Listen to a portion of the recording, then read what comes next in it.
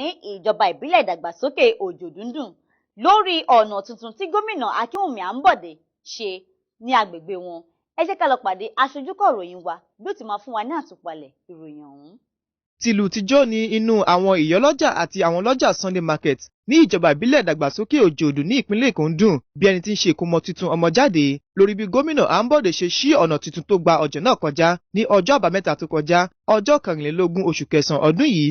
Ẹni tó ṣojú fún gómìnà Akínwùmí Àǹbọ̀dé ìyẹn Honorable James Abiodun Faleke ní ẹni tó ṣojú fún agbègbè Ìkẹjà ní ìlú Àbújá dúpẹ́ lọ́wọ́ gómìnà Àǹbọ̀dé lórí mímú ìlérí rẹ̀ ṣẹ pẹ̀lú lásìkò ìdìbò. Bákan náà, tẹlifíṣọ̀n Orísun ṣe àbẹ̀wò sí ọ́fíìsì alákòóso ìjọba ìbílẹ̀ Òjòdù ìyẹn sole administrator olóyè arábìnrin Stella Olúṣọlá Kòkúmọ́ fi ìdùnnú rẹ̀ hàn lórí bí gómìnà Àǹbọ̀dé ṣe ṣèlérí tí ó sì múṣẹ.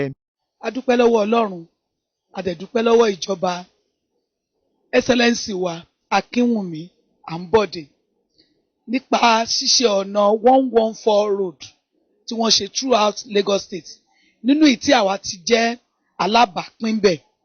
Abiodun Jagun road tí ó lọ sí Sunday Market tẹ́yìn sọ yìí nínú ìta sílẹ̀nì ó jẹ́ nǹkan ìwúrí gidigidi tí ó dẹ̀ jẹ́ nǹkan má lè gbàgbé tí gómìnà wa tó ṣe fún wa ní ìjọba ìpínlẹ̀ Òjòdù. Bákan náà, ó fi kún rẹ̀ wípé gbogbo ẹlẹ́kànjẹ̀ka ni gómìnà Àǹbọ̀dé ń gbájúmọ́ kì í ṣe ọ̀nà nìkan àti wípé owó tí ìjọba ìpínlẹ̀ Èkó rí ni wọ́n fi ń ṣe àwọn ọ̀nà ọ̀hún.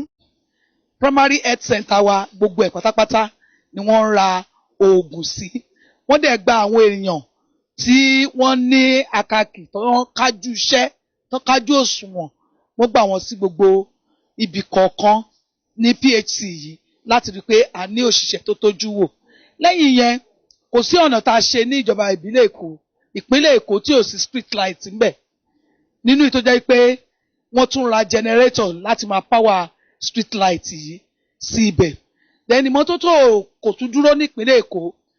Ìjọba ìpínlẹ̀ Èkó ń ṣe agbódegbà fún gbogbo ará ìlú láti lè rí wípé gbogbo àyíká wa ó mọ́ tónítóní, ọjà wa, àdúgbò wa, ilé tá à ń gbé gbogbo ẹ̀ mọ́ tónítóní láti lè rí wípé àjàkálẹ̀ àrùn kò ní lè ṣẹlẹ̀. Then à ń mójútó àwọn kòtò ìdominù gẹ́rẹ́gẹ́ láti lè rí pé ààrí omi yalé ní ìpínlẹ̀ Èkó. Bẹ́ẹ̀ ni ìjọba Èkó wọ́n dẹ̀ tún ń ró àwọn ọ̀dọ́ ní agbára lóríṣiríṣi ọ̀nà.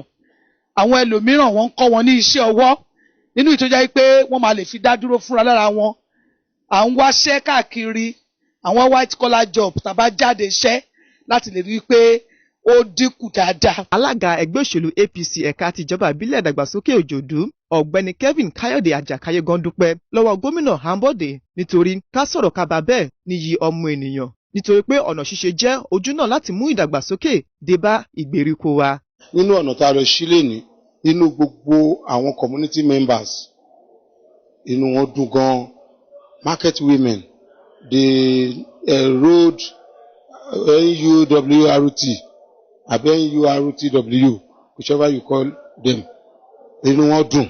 So gbogbo oríṣiríṣi àwọn ìgbìmọ̀ tó wà pátápátá nínú wọn dùn sí. Bákan náà ìyálọ́jà general ti ìjọba ìbílẹ̀ ìdàgbàsókè Òjòdù olóyè arábìnrin Fọláṣadé Sàlàkọ́ tí àwọn ènìyàn mọ̀ sí Lady K gan tẹnubọ̀ ọ̀rọ̀ lórí akitiyan wọn kó tó di wípé ọ̀nà náà di ṣíṣe. Ìyálọ́jà Sunday Market gan ò gbẹ́yìn lára àwọn tí wọ́n kan sára sí gómìnà lórí ṣíṣe ọ̀nà ọ̀hún tí yóò mú ìdàgbàsókè dé bá kátàkárà ọjà ọ̀hún àti àwọn olóyè lọ́jà gan tún dúpẹ́ lọ́wọ́ gómìnà Àǹbọ̀dé. Lákòótán alákòóso ìjọba ìbílẹ̀ ìdàgbàsókè Òjòdù wá ń rọ àwọn olùgbé ìpínlẹ̀ Èkó láti máa san owó orí wọn nítorí ìtẹ̀síwájú ohun mèremère kó lè máa ṣẹlẹ̀ sí ní ìpínlẹ̀ Èkó.